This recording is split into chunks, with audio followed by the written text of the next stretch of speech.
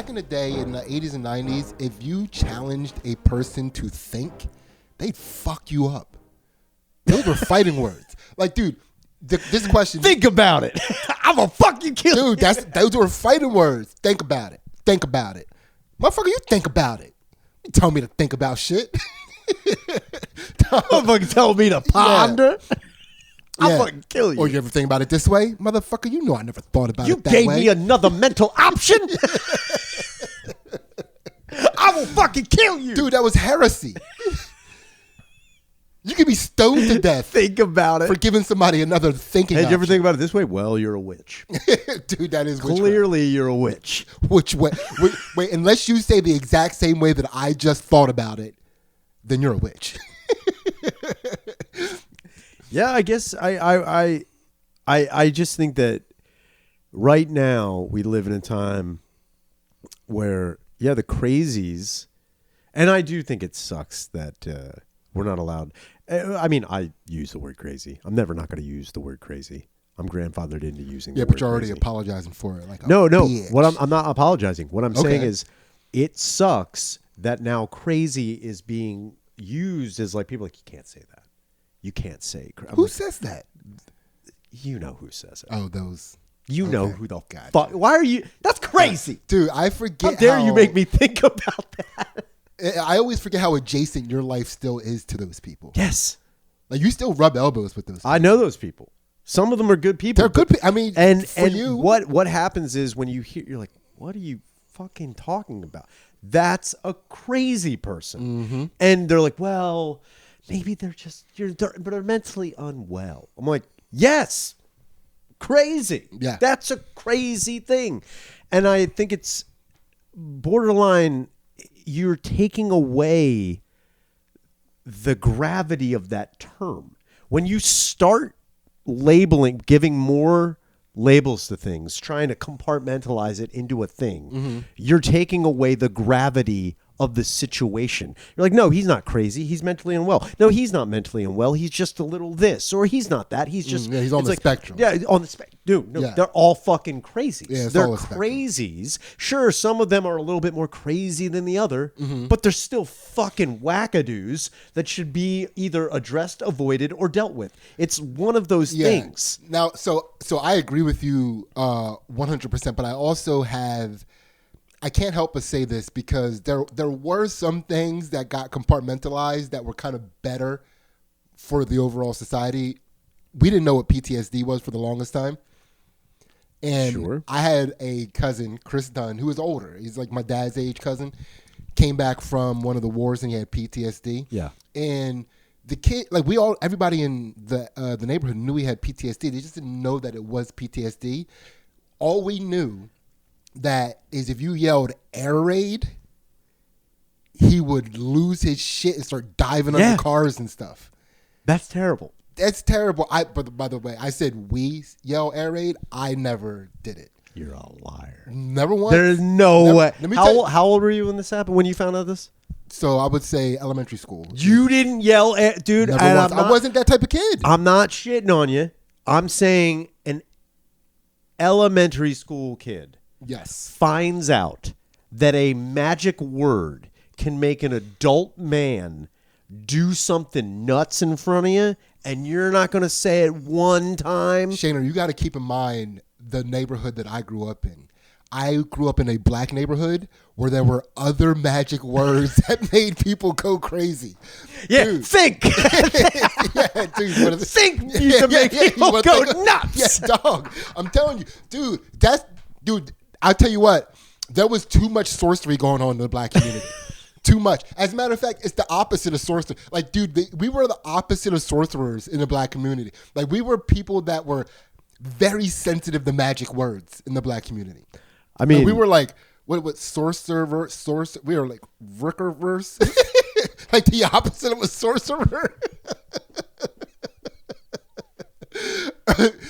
I don't even know where you were going with that, dude. Rovercrows. Rovercrows. Oh, sure. Yeah, Rorecros. Rorecros. We were Rorecros in the black community where we were very sensitive to magic words. Sure. Not a lot of people, we're not good at making people react with magic words. I mean, that's kind of true, kind of not true. Yes, like, yeah. If you get roasted, we already established this. Getting roasted by black teenagers is one of the worst. It's the worst thing. One of the worst things you get. But it's like that. That's not sorcery. That makes you now you have PTSD. That gives people PTSD. That's still a psychological term. It's like a psychological warfare that black teenagers are waging. Without a doubt. And they're holding all the nukes. Yeah, they got all the nukes. Dude, we were getting sorcered a lot in the black community, dog. There was this one kid. I hope I'm not doxing him because he changed so much. But back in the day, he it was a good friend of mine for a while. His name was Jeremiah. I'm not going to give his last name out. Sure. Jeremiah, he was the man. He was a white trash guy. Right? Sick. He was like from your brand of white people. Oh yes. I know exactly what you're talking about. You know what I'm saying? The river folk. The river folk. The right? river folk. He was definitely a river rat. He was a river rat. A river rat for sure. All the time. Now, Jeremiah, he went through a phase where he tried out racism. Tried it. He put it on. He tried it on. Now, when you say racism against black people or racism in general, like a blanket? As far as I could tell, it was predominantly black people, but that was our neighborhood demographic. Yeah, sure. He didn't really have much of a choice.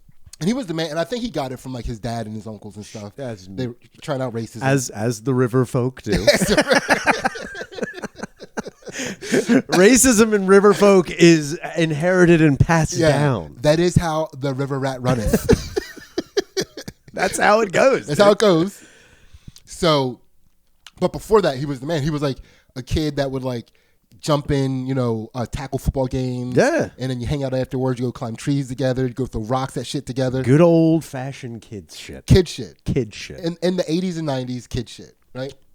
Now he goes through a phase where he's trying out racist ideology for a little bit. Ooh. Right?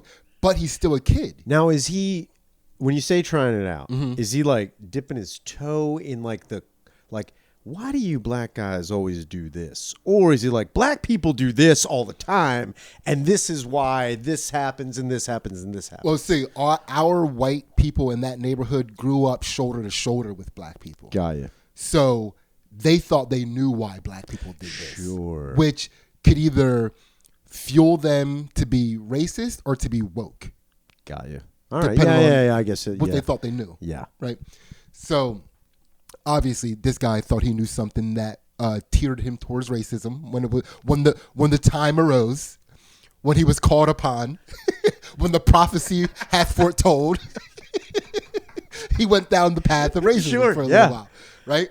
So he did, and we were all doing the same things as kids. We would go to different neighborhoods, do something that would get us chased, right? Throw rocks at cars. Which is, that's just what happens. It's a very common. That's how kids got cardio back in the day. Straight up. That's how you knew that you could evade. Hearing the magic word "run" is pretty amazing, dude.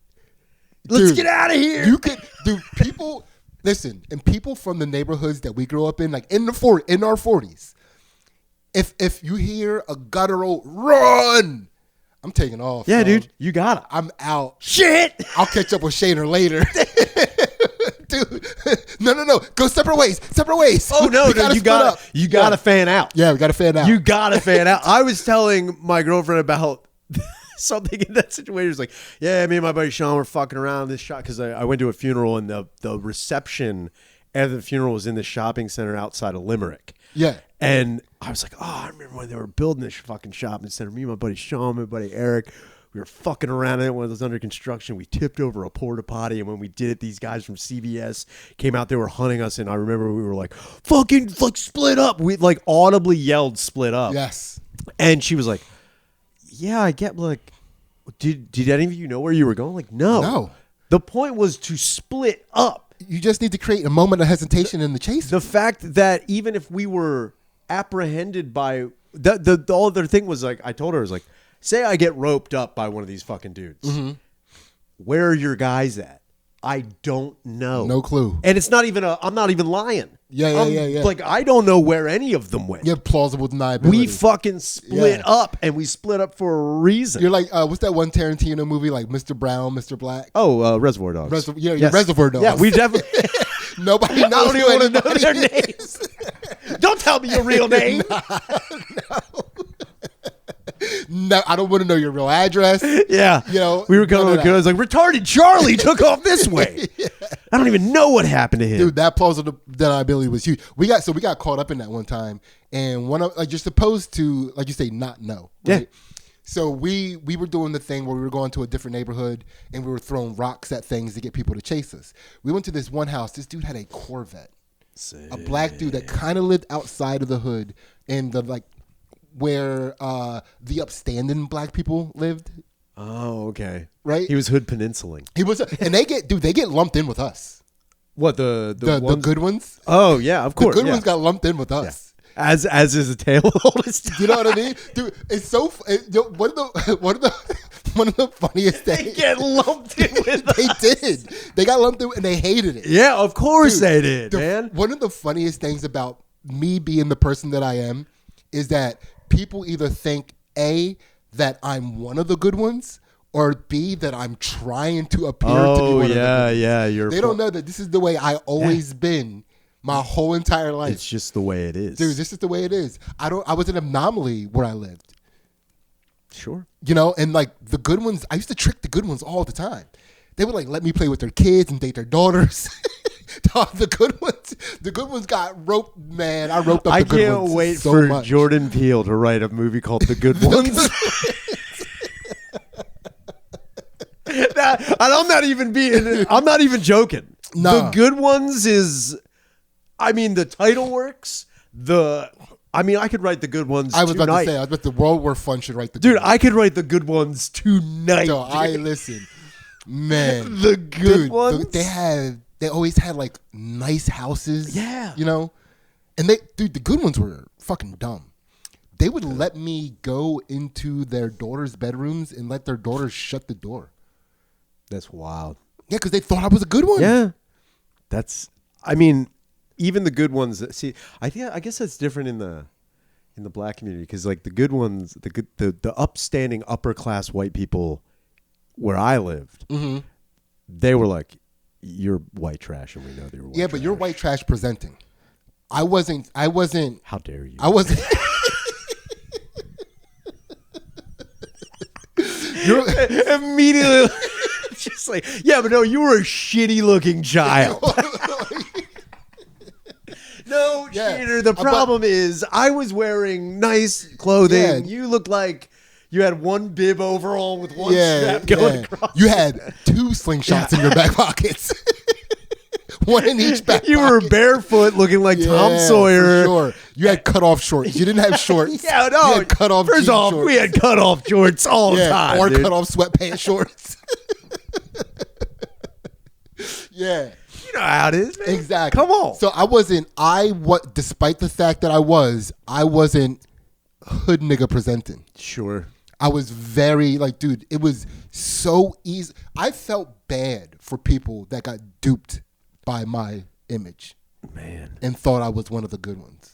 Black chameleon. Dude, there is nothing more disappointing than watching one of the good ones see me go with my people. Like when there was an option to like go with the good ones or go with my people, and they would watch me go with my people and just like, I thought he was one of the good ones. You had everything here, Sidney. Dog. And then they would find out who my mom was. I'm like, oh, okay. Oh yeah, Oh, yeah. All right. Yeah, he's right where he needs to be. It's like when Prince Ali gets found out to be a street rat. It's like I had to do it. Yes. I can't deny my birthright. Yeah, I can't help it. I can't help it. You fell for the magic carpet. I never said that I never said I was a magic carpet guy. I just found a magic carpet. I dusted it off. I made it fly. I didn't even know it was magic. You saw me. You took me. It's like it's on. That's on you. That's on you. That's on you. Buyer beware. That's on you. Right? So Jeremiah was trying out his racism for a little bit. Oh, so real quick. So we go up to this neighborhood. We're throwing rocks at this guy. He has a Corvette. And, dude, he was jacked. He was one of those people that came straight from work, straight to the gym. Oh, I know. Unlike my dad, who went straight to the bar. Right? He went straight to the barbell. That's technically a gym. Yeah. Let me tell you something. Sidney. Pushing yourself off the floor. Let me tell you something. Yeah. Sitting up off the floor like the Undertaker, that's good. It also took a lot of strength for these guys to push themselves away from the bar and go home when it was time Straight up. So that took a lot of effort. I need too. a spotter. So, yeah. I can't do it. It is crazy because you go into some bars and you're like, I can't do it. Like, push it, pussy. Yeah, push. Oh, you're only doing one of those? Yeah, so Grow up. Yeah, it's only doing one of those. You got to go to burnout. You got to go to burnout. You gotta reach your limit, dude. Yeah. No, we're drinking the failure. We have today. nationals in a week. And the way you were acting at regionals, you need to be here. I'm not letting the Russians fuck us up. Not again. I guarantee. Not on my watch. You know what? That is what I know for a fact. Yeah. Not to make a segue. I know for a fact when I was drinking, if you wanted me to drink more, if you probably, you know what, man, you can't let the Russians win. I'd be like, you're totally right. Yeah. If I was drinking, I'm like, you know what, I've had enough. Like, you know what, the Russians are gonna take us. You know what I would do to keep drinking is if you're like, man, I'm gonna get out of here. Be like, oh yeah, go ahead, go. Do do do do do do do do do do do do do do do do.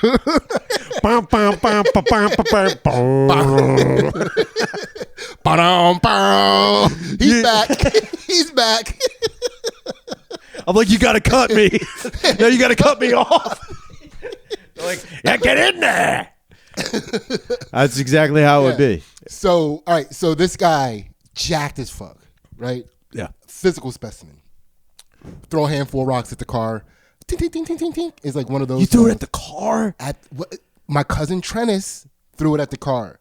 I was just there to get chased. I never partook in the throwing of things. You were just, that's so crazy. Yeah. Just there for the run. Dude, as they were throwing, I was in the starting blocks. Ready, set, throw.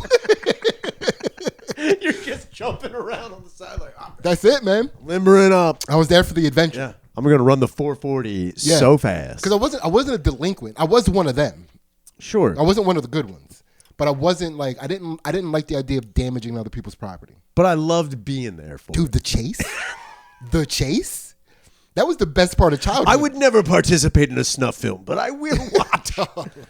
I mean, I will hold the fucking mic. I am. I mean, I'm part of SAG. Look, I'm just saying, this is just a job for me, okay? It's the union. I didn't know. I got a sign. I didn't know I was going to be here. Well, could have been anywhere. also, your gaff tape is fucked up. Yeah. This is all fucked Yeah. She keeps missing her mark. up. Wildly bad. Can you get a lav mic on this bitch? I'm not picking up anything. What's the point of the tape if you're not going to use the marks? I don't get it. Who's lighting this? Look, I'm not going to say you're wasting everyone's time, but you're wasting Time is money. We're losing the light. You gotta keep going, bitch. So, all right. So, handful of rocks gets thrown, and there was so it was me, my cousin Trennis, my cousin Cornell, Kenny, and his brother Marcus. So it was 5 of us. Damn. 5 of them. 5 of them. Right. Handful of rocks get thrown. We bolt, dude. Now again, I was the one that was there for the chase. So I was never gonna get caught. I was the fastest one of the group. I was the most elusive one of the group. You know my escapability. We talked about this. We did. We're not gonna rehash that. But my escapability is on 11, right? So I run, and he lived near the high school. So we run, and I found this nice little cubby. I had to climb a little roof and then go behind a thing. Nobody's finding me here, right? Trennis gets caught. And he knows all of our different little hiding locations because we've planned this plenty of times, as you were given too much information. But it wasn't like one of those. It was like, when you're walking with one of your friends and you're like, yo, if I ever got chased, I would hide here. Or if this ever happened, I would go here, right? And so the area that we were in, he knew kind of all of from just previous conversations in times of peace. Damn it. Which is when I learned to not give so much information in times of peace. Nothing against Trennis. If someone was like, who are you talking to? And I said, Trennis. And people were like, don't talk to Trennis. I know nothing of Trennis. But if someone was like, who are you divulging at Trennis? They'd be like, you idiot. Absolutely accurate. Why would you say anything to Trennis? He was one of those kids that very early on knew how to use information to fuck you. Before you even learned that you could do that with information, he already knew how to do it. Treacherous Trennis. Treacherous Trennis. Traitorous, treacherous Trennis, right? Trenedict Arnold. Yeah, he wasn't Trenedict Arnold. Dog. So he Trenedict Arnold me in that situation. He got caught. Sure. And the guy's now walking him to find the other people. Oh, he's using him as bait. Well, kind of. Because he's more... Trennis is like, guys, we got caught. Yeah. Come out wherever. We got to come out. Yeah. Hey, if you're... Yeah, come out from on top of that roof, Scotty. You know, it was like one of those types of things. Yeah. And, dog, we went... That was like a terrible night, man. It was terrible. Because, like, our parents were embarrassed. Because one of the good ones now has a reason to chastise them. Which is, you never want to put... If you're one of them... You never want to put your parents in a position where one of the good ones gets to point their finger at you. Yes. Yeah, I get you. Dude, it was tough, man. It's a bummer. Dude, it was like... Especially with a justifiable thing. Yes. Like, if it was like, your kid did it, it's like, there's no fucking... You're just coming after my children because you think they're bad. Yeah. But if you're caught throwing rocks at a Corvette... At a Corvette. At a Corvette. Literally I will say this, if I was in trouble and my mom was like, what did you do? And the guy was like, you did this, my mom would be like, whatever. But if she was like, he was throwing rocks at my car, my mom would be like, you did what? Like, that would be exactly what it was. The thing is, like, we all know how cars work. And we all knew he had that car. Exactly. It's like, fuck you, dude. Yeah, so it was like, and again, you know, because that's not technically sorcery, what happened to that guy. That's not a magic word. His car got fucked up. Yeah. He retaliated. Yeah. That was well within the rights of like man on man business. Yeah. Right? That's the contract. That's the contract. That's the contract. And it was one of those things like we weren't old enough necessarily to get the business, but we had so many of us that it validated him giving us all the business dude. at the same time. It's like a RICO charge. you got one. You got them all, dude. Right. I know what it's like. So, yeah, our parents fucked us up that night. I could only imagine. They were so upset that like we gave him the validity. Yeah. And that's what it was. Also, he accused us of scratching his car with the rocks. There was a scratch on his car. He pulled it. He made us all walk back there and see the scratch. Yeah. Went home. We had to tell our parents that we scratched the car. So our parents are now disciplining us with the idea that we scratched a Corvette. Yes. They fucked us up. Yeah. Because we scratched the Corvette. Then we found out the next day, his wife, by the way, now he's the asshole. Because now his wife has to like because they're the good ones. Sure. So she has to do the right thing in this situation. So she then came to our individual moms to tell them that the Corvette was already scratched. Oh man.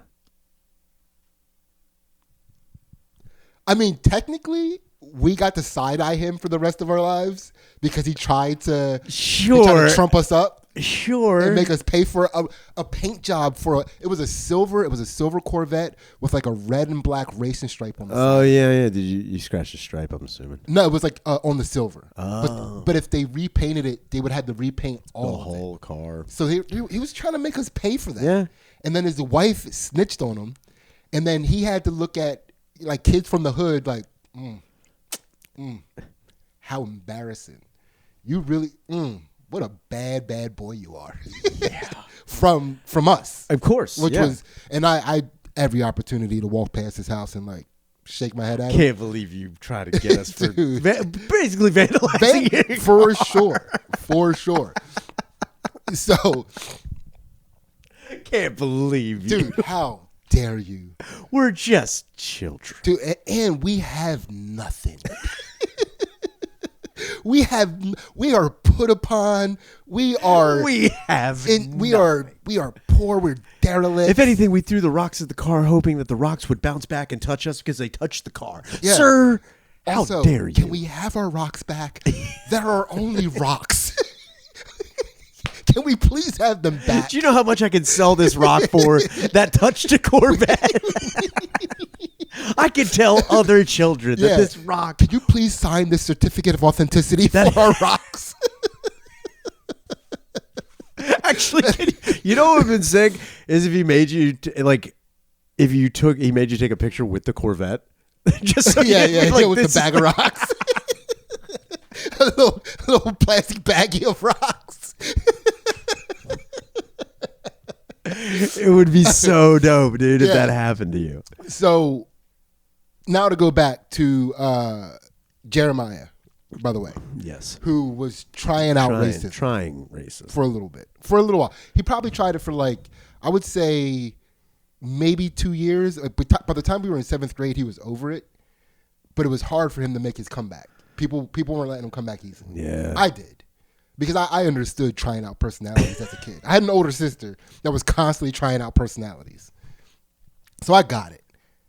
That's got to be a hard look. He's like, you know what? Just awkwardly taking off a Klan. Yeah, putting back on a backward baseball hat. This does not work for me.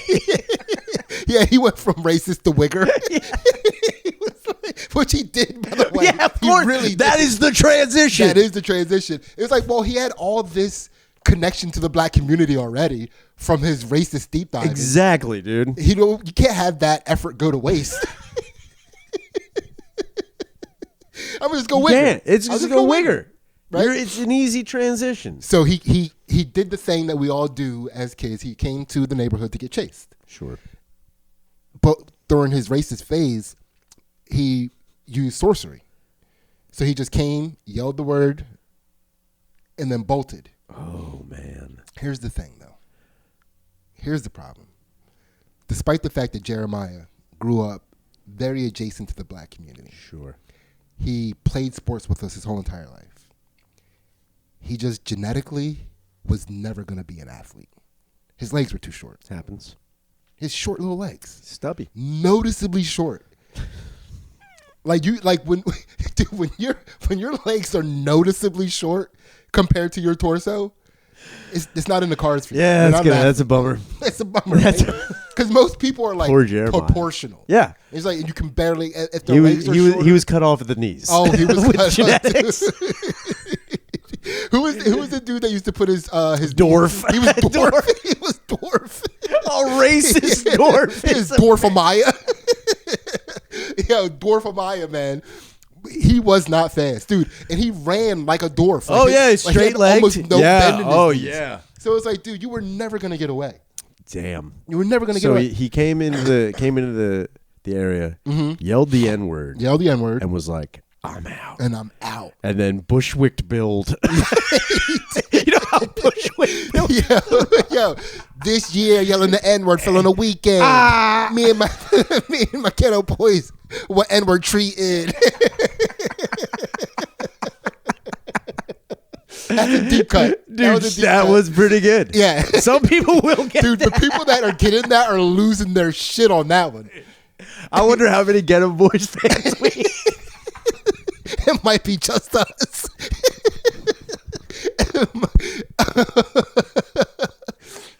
Oh, I felt like I was missing the mark when I said Bushwick Bill. I was like, no one's gonna get the fucking Oh, no, that was perfect. I was like, that no was one's gonna perfect. get the legs. Absolutely perfect. So he gets caught, and he gets pounded out a little bit. Yeah, of course. And I like when he first yelled the N-word and ran. When the group ran to go get him, I started running with them, and then I realized it was Jeremiah. And I'm like, I'm not gonna participate in jumping. Sure, Jeremiah, yeah, because he's definitely getting caught. Yeah, you know, like he had too many blocks to get. He can't to get home. It's not It's like, dude, next time do that on a bike or Yeah, maybe on the passenger window of a megaphone. Yeah. No, you Someone a little bit more range yeah, for you. Yeah, pass a note or something.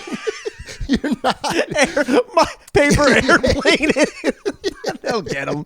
Yeah, write it on a football and get punted. That would be a crazy thing to do. Yeah. Writing the N-word on a paper airplane and just throwing it from the top of a building, dropping it into a neighborhood. And then hope somebody picks it up. It's like, I wonder if they'll find it. Yeah. I mean, I'm not going to go there.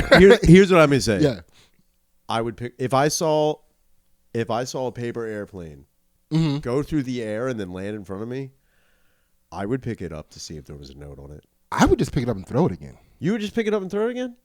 Yeah, keep it going. Pass it forward. I would pick it up. Because my brain would be like, somebody's trying to like either reach somebody else, or maybe it's got like information on something else, or maybe it's got like just a time on it.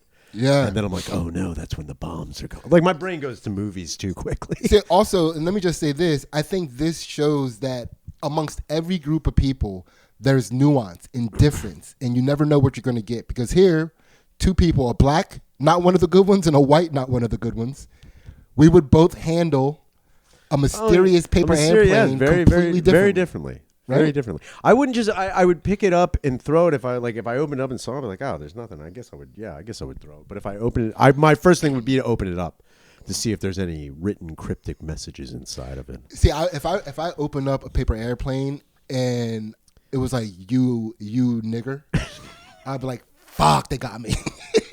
They got me because I was being nosy like a nigger. Now, if I opened it up and I saw it said that, I would throw it harder into another neighbor. This was not meant for me. I'd be like, you know what? I'm going to get this to where this needs to be. This is I clear. clearly have intercepted a message. Well, you know what? I just hope no one sees me throw this. And it's got your Doritos prints on Yeah, it. and they're like, I'm like, no, I was only passing along the message, man. Nah, man. It was not for me. You got your Cool Ranch Dorito prints all over this thing. Yeah, we traced it right back to you. Yeah. Fuck. So Jeremiah got caught, pounded out, right? And then left it, leave him. Let's go back to, Sure. doing, rolling dice, dribbling basketballs, Everything he was shouting about. Everything he was pretty spot on about. Yeah. Let's let's go back to the things that he nailed us for. Yeah, all right. And but then he did it again. Oh. Maybe a week later or something, he did it again. That time Closer or farther away? Almost the same area. What an idiot. Almost the same area. Because you gotta be able to say it loud enough for us to hear you over our boom boxes. and us making beats on the wall. You gotta, if we're singing around a trash can on fire, there's no way they're gonna be able to hear it. We were all roasting the one that had the poorest family out of the group.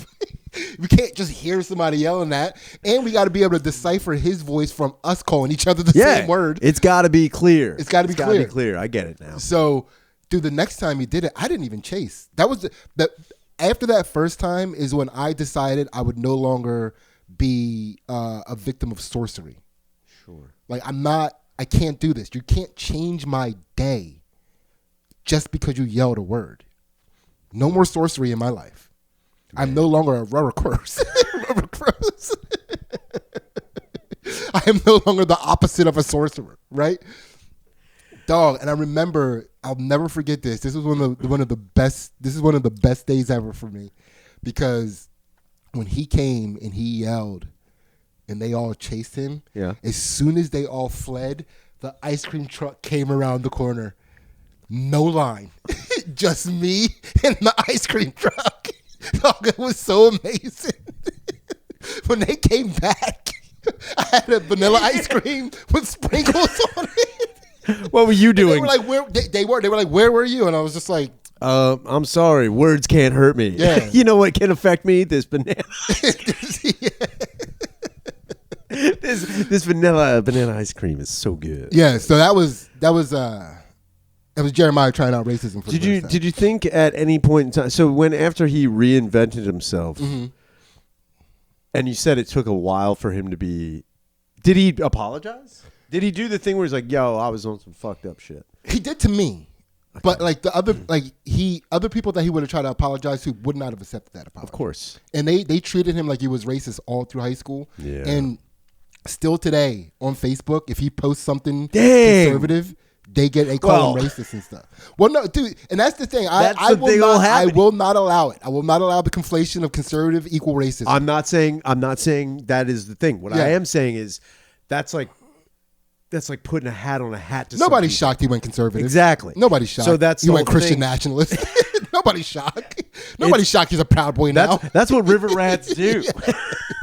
It's a river rat move. It's a river rat move. It's a straight river rat move. But they still come at him as if they knew he was racist his whole entire life. And it's like course. he tried it on for a little bit, didn't work out for him. Nope. He came back. We were all there. We saw him come back. You might not have accepted him, but he came back. He did come back. Right?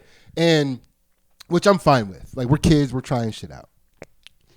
You know, you got to try out the N-word. We're trying shit out. You got it. Dude, he was a little racist still in middle school, like trying it out. And I remember like Trying it out is such a fun. Like if I said something and a black dude's like, "What are you trying out racism?" I'm like, yeah, I'm just fucking trying. just seeing if it fits. Do you think it's working? Yeah. How do you think? Do I look fat in racism? Hold do on. I look fat in If racism? I say it, are you gonna get like? Is it gonna make you mad if I say it? Yeah. Dude, having a woman like, did this racism make me look fat? It's like that's hilarious. Actually, no, it sucks. Is I can't get racism from this store because it doesn't fit on me the right way that racism from this store does. They make their racism in different sizes. I in different tend to go with the places. one size fits all racism, but if you want to go get your tailored racism, Yeah. by all means. You're gonna like the way you say N-word. The Klansman warehouse. You're gonna like the way you say a slur. I guarantee it. Yeah, you're gonna be an N-wordnista.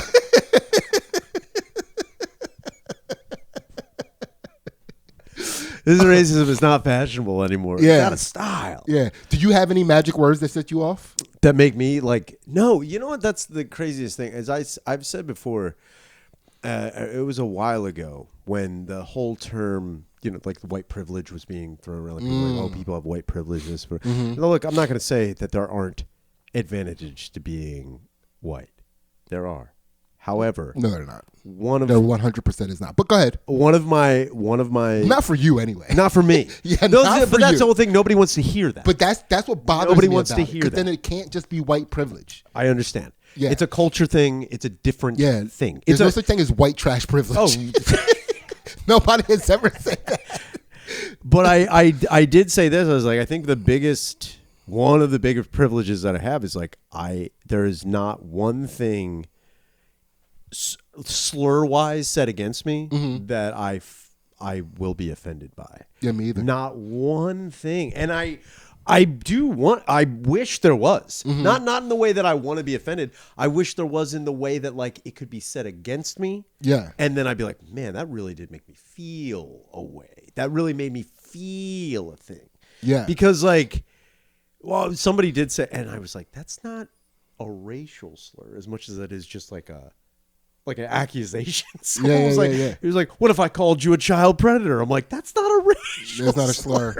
That's That's not a racial slur. I don't know if that's a racial slur as much as it is a wild. That would make me angry, but I'd also be like, what the fuck are you talking about? Yeah. It would never get me to a visceral reaction where I'm like, oh, can you believe this? They're saying it and they're making me fucking like, there's not one thing. I wish there was. Yeah, but your community has one.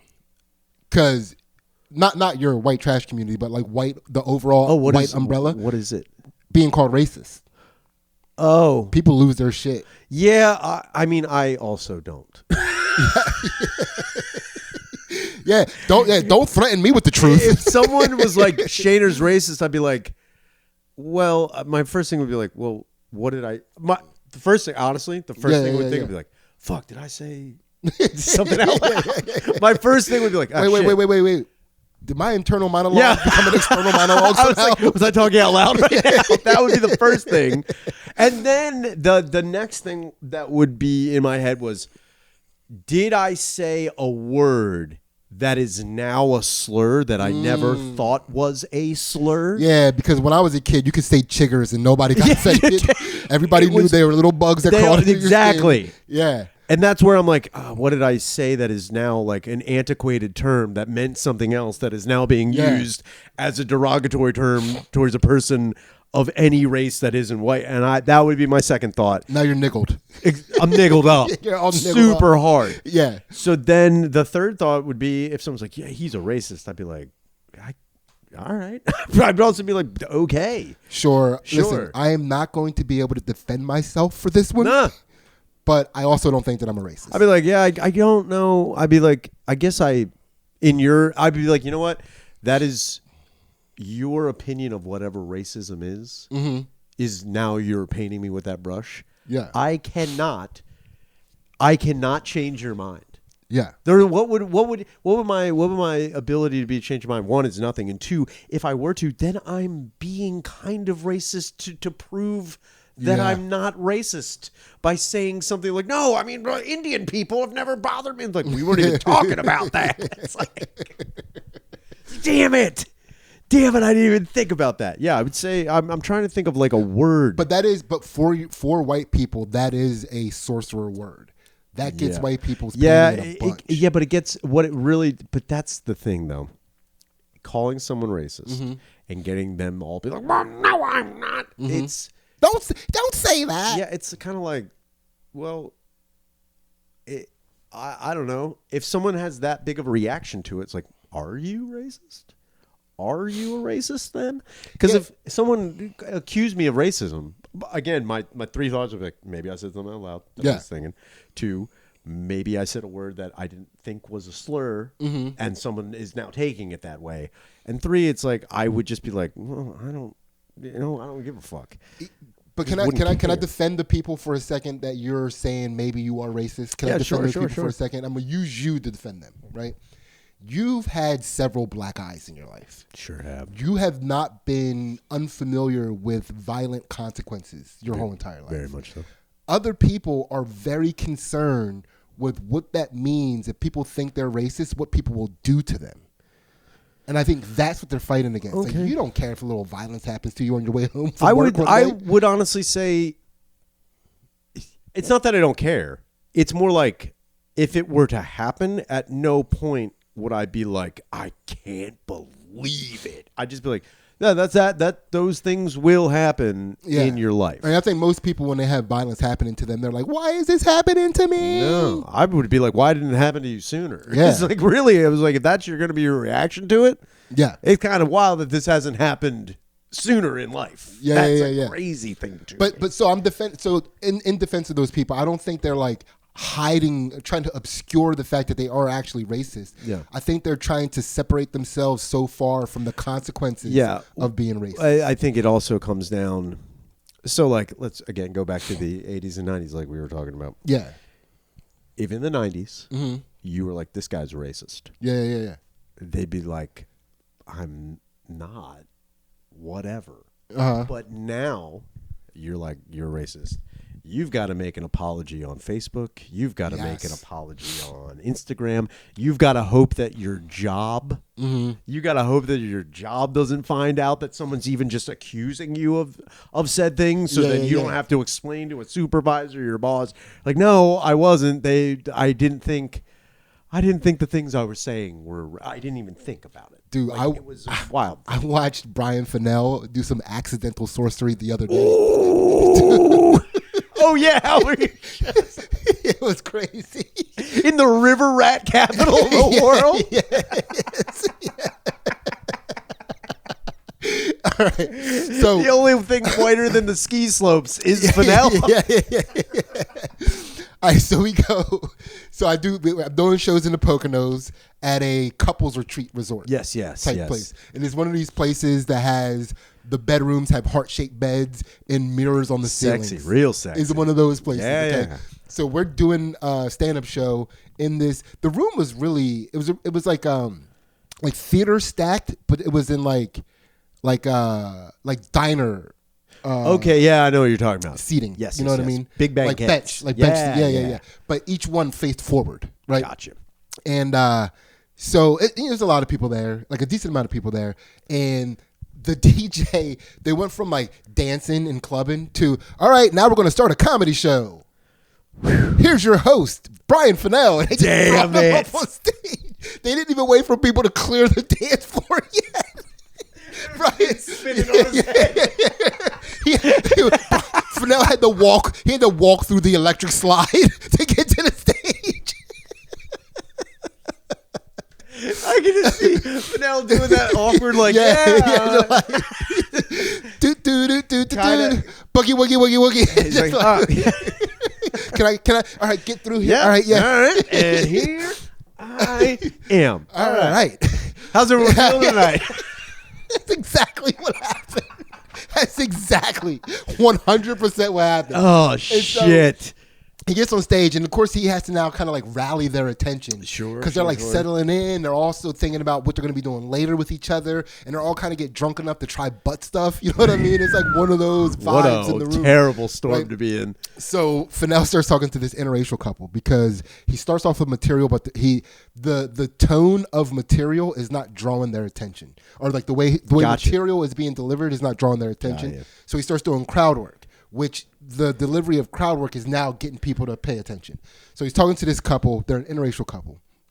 And I forget what word he said that like somebody's like, he's like, oh yeah. And then you say this word and like everybody's like laughing, right? And like she's having a good time. He's having a good time. The chick is white. He's black. And then he says, do you say the other word in the bedroom?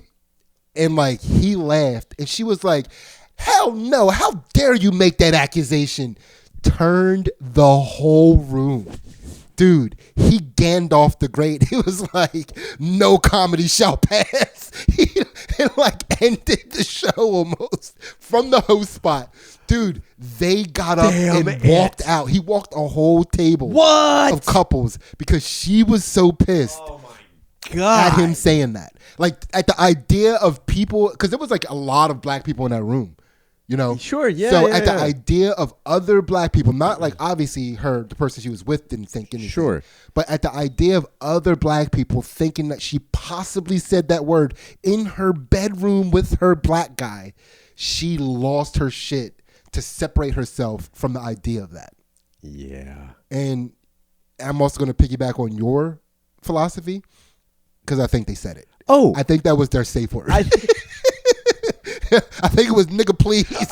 I was actually hoping it was the other way around. Nigga more. It's their go word. It's their go. I hope they've ever like, excuse me? And then they have a good fucking time about It's a good time. But Everybody has a good time. I do think when I said the other way around, I hope it was like they get in the car. She's like, can you fucking believe that? Can you believe that piece of shit? Even though that would be.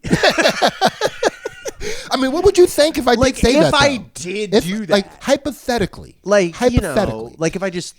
I don't know. I'm going to throw it out there. Because I'm not saying it would turn me on, but if it turned you on, that would turn me on. I'm because just saying, anything that turns you on turns me on. Loop. Yeah, niggas be looping.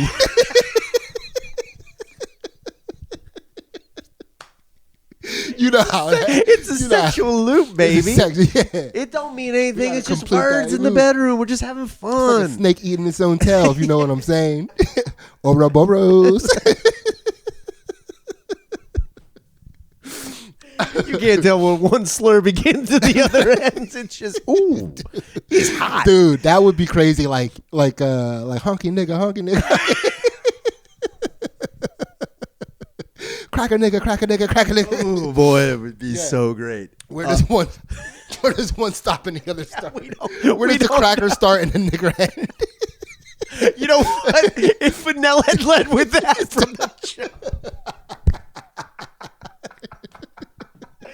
If he was like, oh man, well my material's not getting the crowd, I'm gonna do crowd work and I'm just gonna lay into this real quick. Yeah. That would have been Dog, so Choice. I tried crowd work up front because like he never really got into delivery Sure. the whole entire time. So I started with a little crowd. I should have just went in straight with delivery sure. and just did material. But I was like, I'm gonna have fun. I'm gonna have fun with these people. And so I'm like doing crowd work, getting laughs and stuff. And there's a guy in the back that kind of looks like a Kenny Rogers looking dude. White hair. Yeah. I know exactly. And standing at the bar, he's not sitting. His wife is sitting. He's like chatting the whole entire time. Fourth generation river rat. A dude. King River Rat. He might be King King River Rat. For sure. And everybody knew it on sight. Straight up. And he yelled some stuff at Fennell when he was on stage, but you know, Fennell just like whatever, power to it. So I'm like talking and I'm like getting laughs now. And he said something, so I was like, what was that? And he goes, say something funny. And dude, the crowd, who hated him by the way, from Fennell's set, turned on him. And then, dude, I forget what this chick was saying because she was saying stuff that was so funny that it was making me laugh and then making me upset that I wasn't saying it.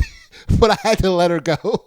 And I had to and I was encouraging her to keep saying it. That's basically. At one point, she was like, I remember that the one thing she said was like, give him the mic to show him how not funny he is. And I was like, did you hear that, sir? She wants me to give you the mic to show everybody in the room how not funny you are. And he said something, and she was like, apparently he doesn't even need the mic. And the crowd lost it. And I was like, oh my God, I wish I said that. Lady, you're stepping on my lines. Also, can you tell me what you want to say before you say do you have actually a notepad down there? Do you know American Sign Language? I was going to say, do you have a tight 10? Yeah. You just really do something real Dude, good. she crushed him. Fuck yeah. She and it was like, and the funniest part about it to me is like, because everybody's facing the same direction, so Sure, she's yeah. facing me. Got it. So I have to relay everything she says to him. So like she would say something, and then dude, and here's the only thing that kind of benefited me is some of the people that were really far in the back. 'Cause she was like in the front. Gotcha. Some of the people that were really far in the back, I think they thought I was making up all the stuff she was saying. So when I left, dog, people were coming up and be like, dog, you crushed that guy. You're like, it's like, yeah, I did. Yeah, I did. I'm good at crowd work. I'm the best. Follow me on Twitter.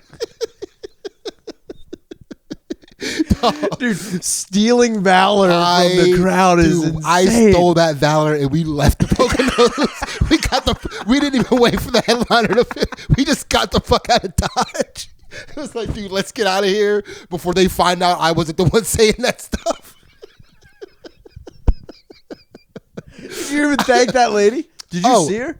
No, I did thank her on my way out. Okay. I did. And Thank you for that. I also thanked her from stage. And when I thanked her, the crowd lost it because I think they thought that I was making up the whole thing. Man. But she was really like a parrot in my ear, dude. She was really like Cyrano. Yeah.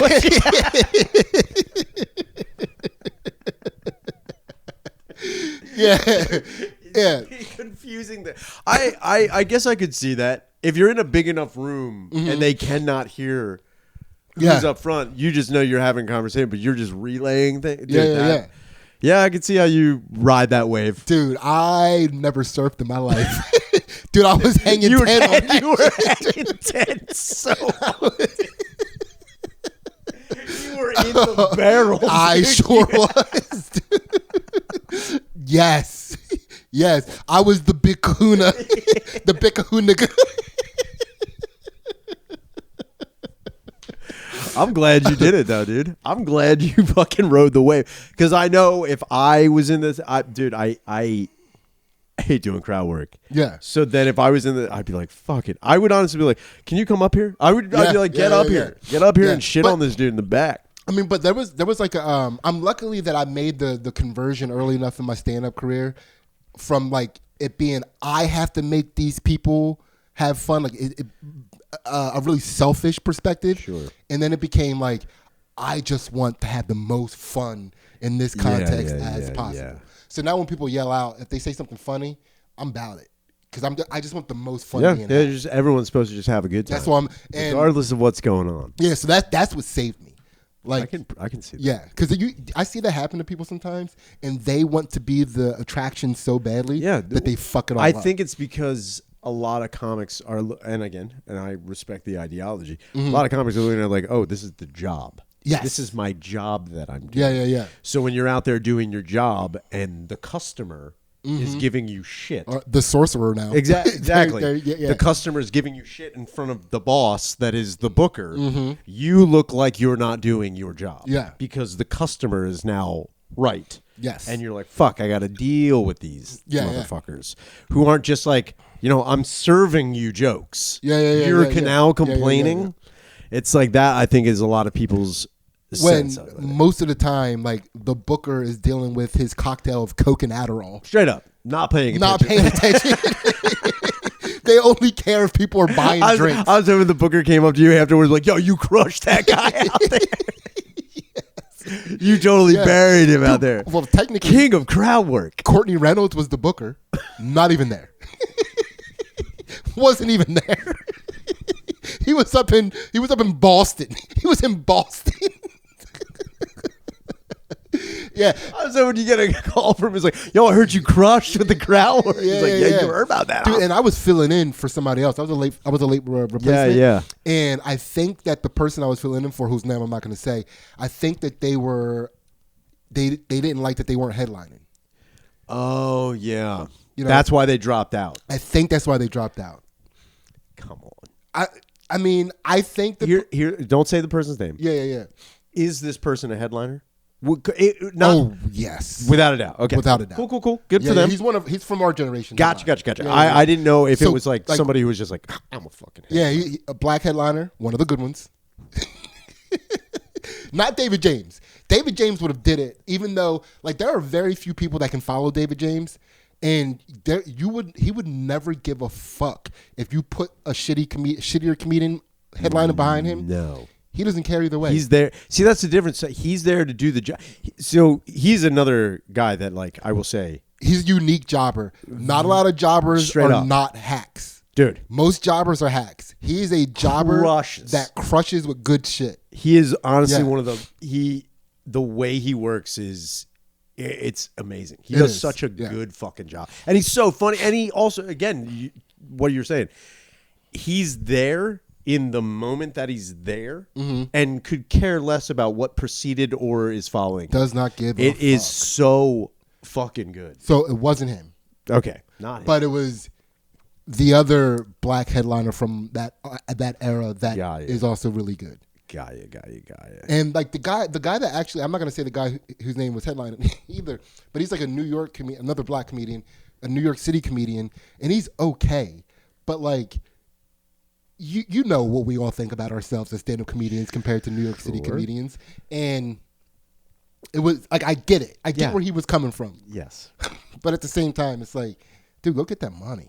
Yeah, that's easy money. And since the show got obliterated from the beginning, it was like nobody's doing well tonight. So here's the funniest part. So I actually gotta hope Fennell would have been like, I'm just trying out racism. I'm actually just trying to reinvent myself as a racist comic. So Fennell brings up the headliner. He gets up on stage, and first of all, headliner thought that I was doing way over my time. How much time were you supposed to do? I was supposed to do 25 minutes. I did 22. But here's the thing: I have a long closer. Yes. So I get my light 8 minutes from the end of my set. He saw me get my light, and then was like, this 5 minutes. Like, why the fuck is he not getting off stage? Yeah, I get you. So he's already has a pissy attitude.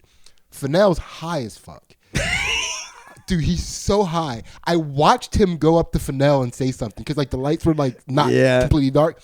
I watched him go up to Fennell and say something, and you could see Fennell like get like, you know when you talk to somebody and they like suddenly realize somebody just talked to them and they didn't pay attention to anything. The person just said, but you could, but like. The funny thing is, dude, I can see Fennell's. Do you know what I mean, dude? It was so funny. That it actually made me laugh because like the dude went up to him like he was like kicking like yo. He yelled him. He hit him with the vibe, right? And there was just crickets in Fennell's head. Yeah, that's exactly what happened. Yeah, and then I love it. And then I saw him, because the guy said to him was like, he's going over his time. He's going to make it harder for me. And Fennell goes, yeah, that guy gave him the light. That was his answer. That guy, he pointed at the guy that gave me the light. It was like, yeah, he gave him the light. And then when we were leaving. I'm not in charge of this. Yeah. When we were leaving is when he realized what was happening and that he should have said, oh no, he gets the light. Yeah. 8 minutes before the end of his set because he's got a long bit. But he didn't realize that until we were in the car driving away. So the headliner, he got up, he was up on stage pissed. Like the show wasn't necessarily going well, and then I'm going like 5 minutes over my time in his mind. Right. So he gets up on stage. He's not really happy about all of this, Of course. but he gets a big laugh up front because, you know, he is a more them presenting black person than I am. Like I present like one of the good ones. Yes. He does not present like one of the good ones, right? So he goes, the first thing he says is, like he says something to the effect of, I'm gonna let y'all know right away, I'm a different kind of black guy than that guy you just saw, right? Which got a laugh, right? And now I'm like, we're like, I was hoping the white dude with the beard was like, I know, and I don't like it. And I, for one, am protesting. I'm glad you're here so I can justify these thoughts. And foghorn racist horn. I said. Finally, there's someone that justifies what I'm thinking here. Right, so I hate thinking slurs about a good one. That's a waste of good slurs. It makes me angry. I'm out here wasting slurs on the good one. I wanted to say something mean and derogatory, but this guy proved everything wrong about what I thought earlier. Now I feel like the ignorant one, and I don't like this. And I ain't gonna call myself that. By the way, exactly what happened. I'm sure that's what happened to that guy, without a doubt. Right? So he got a big laugh. So I'm like, all right, let's like while they're laughing, let's get the fuck out of here while they're laughing. So leaving, people are stopping me to tell me how much I was crushing that guy in the back. I'm like, yeah, thank you. We leave, and so I told Ainsley when I got to the show I was going to call her. Sure. We're leaving the show, and I'm like, let's get the fuck out of here. And I'm like, oh shit, I forgot to call Ainsley.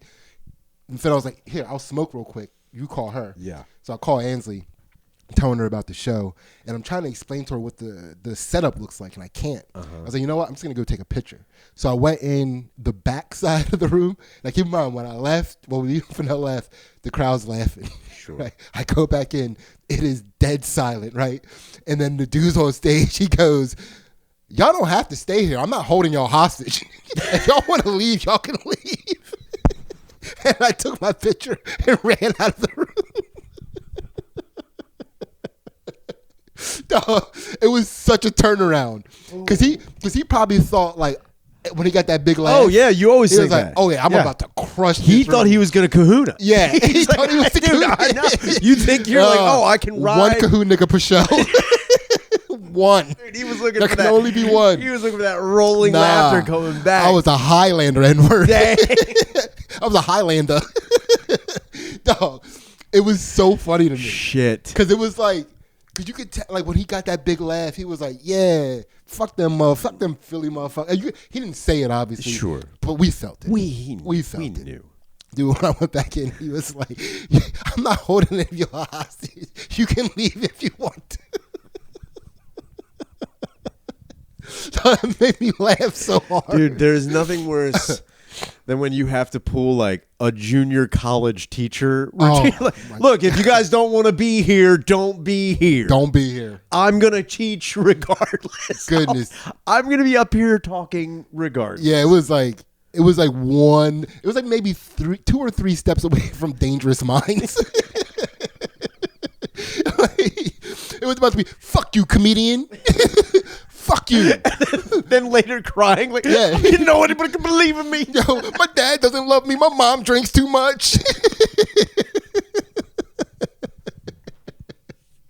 I always do think about that when, like, I've seen hecklers get real uppity. Like real, like, and you can tell that, like, sure, they are heckling. And maybe it was their point to, like, maybe they had it in, like, yo, I'm going to disrupt this show. With not just because they're heckling, but, like, the level of disruption. Gotcha. And then later, you can, like, there are times I'll see someone doing that, and you're like, oh, they're not heckling a comedian. They're heckling their stepdad. Like, you're like, oh, you're not heckling. You're not heckling me. Yeah. You're heckling your mom who wasn't there that often. You're not heckling me. Yeah. Yeah. He's yelling at the comedian. You ain't my real dad. I mean, say something funny. It's like when you have to be like, it's not your fault. Yeah. It's not your fault. Hey, Tiger. Hey. It's not your fault. You want to talk about this, champ? It's like, nobody gets what I'm saying. I care. It's like you think I do wonder when somebody is not just heckling, but then, escorted out of the building. When they're like, you got to go. And I think, I'm going to say 90% of the heckling that happens when people are escorted the fuck out of a goddamn show or a building or whatever, they are drunk. They drinks are in there. But there is that 10% where it is people just like thinking, they're like, I'm just going to fucking say whatever. Like he's saying whatever, I'm going to say whatever. She's saying whatever, I'm going to say whatever. So then I do wonder if they do get in the car and they have that moment where they're like, got him. Yeah, I got him good. I got him. I just like really fucking smack. I fucking got him. I got him.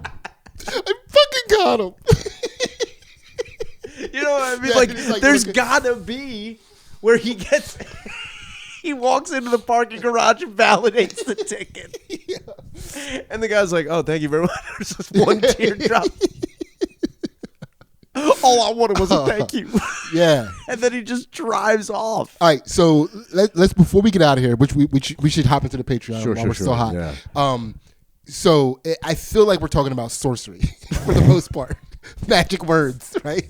That's kind of what we're talking about. So real quick, let's just rapid fire some of the sorcery words that get people in life, right? Okay. So women are fucking retarded, but you have bitch. You're acting like a bitch. Calm down, cunt. You're acting like a cunt. just cunt will do it. The you're acting like should completely separate from being called the word. Oh, okay. So here's it's never happened to me, but I have seen it happen to dudes. Okay. And there are two that really do get dudes, and it is even funnier when you flip it around on women. Okay. Narcissist and gaslighting. Now, when you see a dude accused of those things, I've seen it in real time. Straight sorcery. I've seen it in real time. Yeah. Because they do like, wait, what? Like, because there's like, I didn't even know. What? Yeah. However, I will say,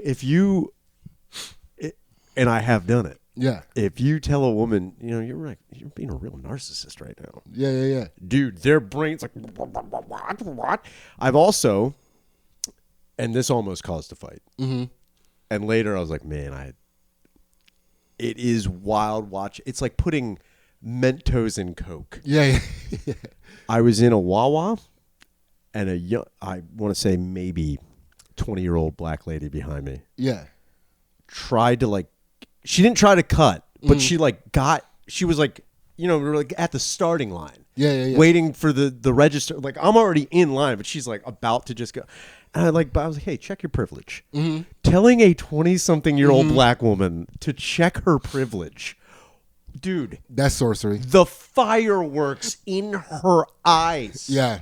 And she's like, what the fuck did you just... Dude, it was like I said abracadabra, bitch. It was fucking... I threw down a smoke bomb. You heard my hocus pocus. You heard the hocus pocus, I David bitch. Blained her in the wall. You should have been like, check your privilege. Dude, there's just doves around. Dude, I'm telling you. That is a good one. It was, and I said, I don't even know why I said it. I think I said it because I was just like, because it's funny. It was funny, but dude, it was like one of those things where you're like, I didn't think that was going to happen. You knew something was going to happen.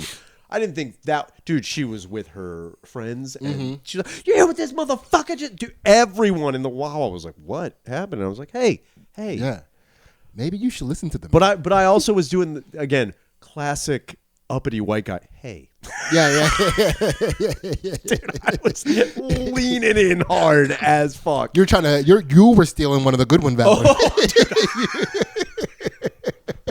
If she knew who you were, she would have hit you. She probably thought you had lawyers and shit. Hey. Oh, man. Yeah, dude, and then I paid for my shit. And even the cashier was like, what did you... Like, no one heard what I had said. And I think that was... They wanted your spell book. They wanted to know what are your... How did you... No, that would... Honestly, what was causing the problem is they didn't hear what I said. Mm-hmm. So they, with her reaction, assumed I said any type of slur. The dark magic. The dark magic. Yeah. They thought you went dark magic on her. That's exactly what they thought I did. And the cashier was like, "Yo, man, what the fuck did you say to her?" And I was like, "Oh, I just told her to, check her privilege." And he was like, dude, the look on his face was like, "What?" Dude, he was like, Whoa. I would have rather you said the N-word. The look on his face was like, "Oh, you didn't." I thought it was going to be old timey what you said there. Nah, it's newfangled. Yeah.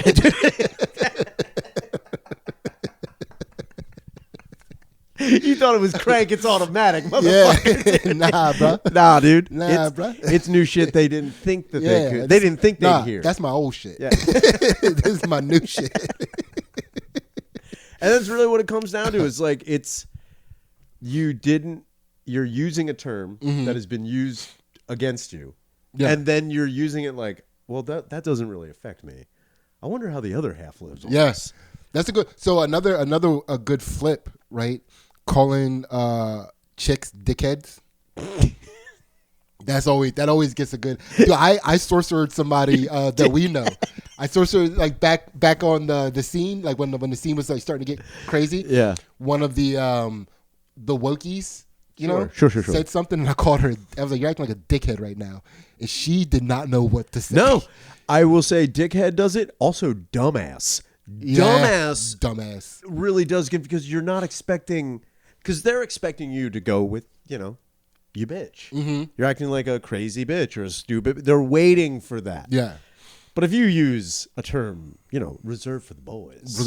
Fellas. This is for the fellas. They also a term that if you were to be like, "Yo, you're acting like a dickhead right now," I wouldn't be mad. I'd be like, maybe I am. Yeah, you have to check. It makes you check your privilege. Maybe I am.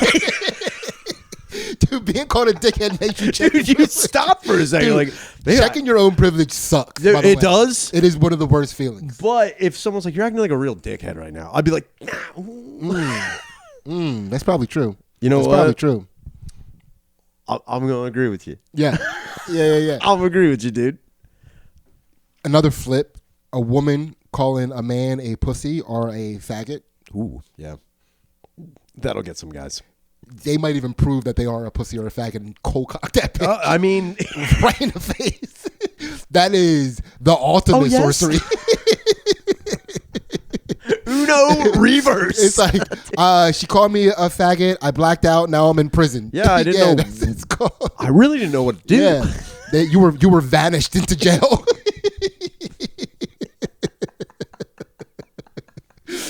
Vanished is like, and now I'm here. Now I'm here. I guess this is the prestige. Yeah, I guess. Just sitting there like, that was a good trick. That was a good trick. That was a good trick. Jesus. She's good. Did she use mirrors? I didn't see. I know there were cuffs. Were there mirrors? That bitch is like Penn and Teller together.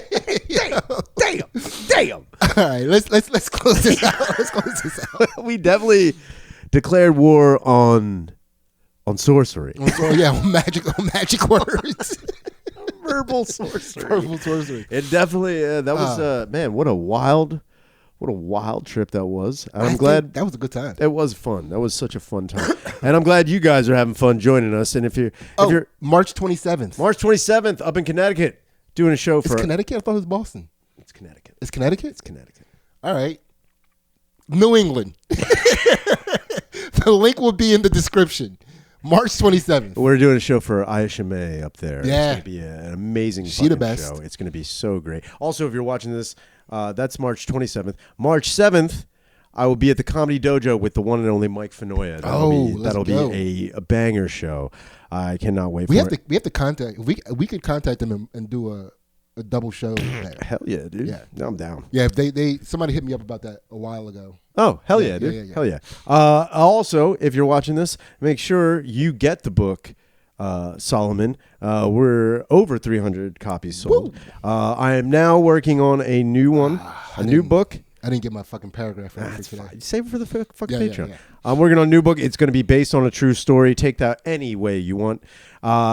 Please get on that Patreon. You get a bonus episode, secret unreleased episodes. You become part of the community, all for $3. It is an amazing deal. League of White Shadows. Part of the League of White Shadows. You become part of the League of White Shadows with the Check Your Privilege pin. It's the Check Your Privilege community. And it's actually the Check Your Privilege is the silhouette from Lean on Me, where he's